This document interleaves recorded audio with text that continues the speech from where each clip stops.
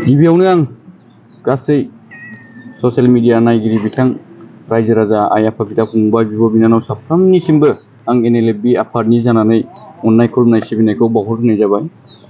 नैबे जोंनि NLFB आफादनि भाइस प्रेसिडेन्ट बि बक' बिथाङा जे जोंनि आफादनिफ्राय एरख'जाबाय डिसचार्ज होजाबाय, बेनि बेलायाव आं माखासे रायजो राजाफोरनो मोनथिहोहरनो सानदों। बिथाङा जोंनि बे NLFB आफादा जेब्ला हाग्रायाव थांफिनदोंमोन, हाग्रायाव जों थांफिननानै जोङो सिजफायाराव जों फैनो गोनां जादोंमोन। बे फैनाय समाव हाग्रानिफ्राय ओंखारबोनाय समाव बिथाङा मोनसे खोथा बुंदोंमोन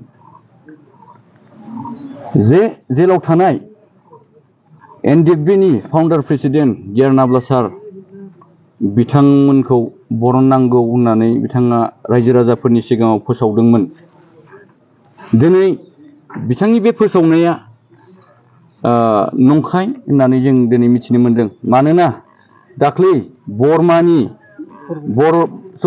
बरपेटा बर'लेण्ड गेस्ट हाउसआव जोंहा मोनसे NLFB आफादनि काउन्सिल मिटिं जादोंमोन। बिथाङा बे समाव स्वयं गावनि खुगाजोंनो बिथाङा बुंदोंमोन, बै समाव जों हाग्रानिफ्राय ओंखारबोजेननायाव रायजो राजानि सापर्ट मोननो थाखाय, रायजो राजानि अननाय मोननो थाखाय बे बाथ्राखौ नाब्ला सारनि खोथाखौ ओरैनो खुगायावसो लाफ्लानो गोनां जादोंमोन होननानै बिथाङा बे काउन्सिल मिटिङाव रोखायै बुंदों। आरो बेयाव थानाय जोंनि दैदेनगिरि माखासे काउन्सिलनि बिथांमोना बेखौ रोखायै बुंनो हागोन। मानोना बे नाब्ला सारखौ बख'नांगौ होननानै बुंनाय रावा जों ओरैनोसो बुंदोंमोन, जोंनि थांखिया बे नङा होननानै बिथाङा रोखायै बे काउन्सिल मिटिङाव बुंनाय जादों। बेखौनो आं रायजो राजा साफ्रोम नायगिरि बिथांमोननिसिम फोसावहरनाय जाबाय। दा बिथांखौ जिहेतु बख'नाङा, दा जोंनि कनस्टिटिउसन जिथु जोंनि संबिधान, जोंनि आफादनि जिथु माबायाव बेखौ बख'नाङा होननानै जोंहा लिरनाय गैया। मानोना बिथाङा गोबाव समनिफ्रायनो बर' हारिखौ बेंनानै लाबोनाय, बर' हारिखौ रैखाथि होबोनाय, मोनसे समाव बर'आ गैलामोन, गादब जाबायमोन, सोबख' जाबायमोन, नासय जाबायमोन, जोबस्रांनायनि लामायाव फैबायमोन। बे समाव जोंनि नाब्ला सार एबा रन्जन दैमारि सार बिथाङा मोनसे हाथियार हमनानै सोमावसारग्रा हान्जाखौ बिथाङा जोनोम होदोंमोन। बे समनिफ्राय रैखाथि होबोदोंमोन बर' हारिखौ। दिनै बिथांबायदिखौ बिथाङा जेबो बिथांनि सायाव गोथौयै सिन्था खालामालाबानो दिनै बिथाङा गावनि सार्थनि लाबा लाबनि थाखाय बे बाथ्राखौ बुंबोदोंमोन। बिथाङा बेबायदि बुंनाय समाव NLFB आफादनिफ्राय जेबो हेंथा जाफिननाय बेबायदि बिथाङा जि नाब्ला सारनि खोथाखौ बुंदोंमोन जे बिथांमोनखौ बरननायनि थांखि गैया होननानै, बेवहाय जोंनिफ्राय गोबाङानो सिन्था खालामदोंमन।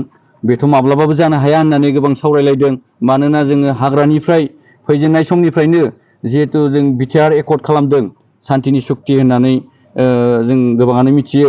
नाथाय सान्तिनि सुक्तिया नङा एबा जायाखै होननानै जों सानदों। मानोना सासे सिगनेटरि सुक्तिकारि रन्जन दैमारि सार बिथाङा गनांगौमोन। जिहेतु सुक्ति खालामखांबाय, सुक्ति खालामखांनानैबो बिथाङा जेलाव थाफिननो गोनां जादों। जों बेखौ गोबाङैनो दुखु मोनदों। आरो बेजों लोगोसे गोबां दैदेनगिरि आरो जोंनि मावथि लोगोफोर दिनैसिमबो जेलाव दङ। जों बिनि सायाव गोथौयै सावरायदों। बिथांमोनखौ उदां अख्राङाव लाबोनो हायाब्ला जों माब्लाबाबो जोङो जिरायनानै थानाय जानाय नङा होननानै काउन्सिलाव जोङो सावरायलायदों। बिथिं जोंहा माखासे मावनो गोनां सिमा बारायनायनि खोथा, बे बाथ्राखौबो जोङो सावरायदों। मुंख्लं न'खरफोर बिथांमोना दिनैसिम अनसुंथाइ मोनगोन होननानै आसा खालामनानै दं। दिनैसिम बेखौबो सरकारा मावफुंनानै होआखै। दिनै बैफोर समयसायैनो दं, समाधान जानायखौ जों नुनो मोनाखै। बिनि थाखाय जों NLFB आफादनि काउन्सिलनि दैदेनगिरि बिथांमोनजों गासैबो जमायै जों सावरायलायनानै जों गोरायै गोख्रोंसिन आरो मावलांगोन होननानै जोङो मोनसे थांखि लानाय जादों।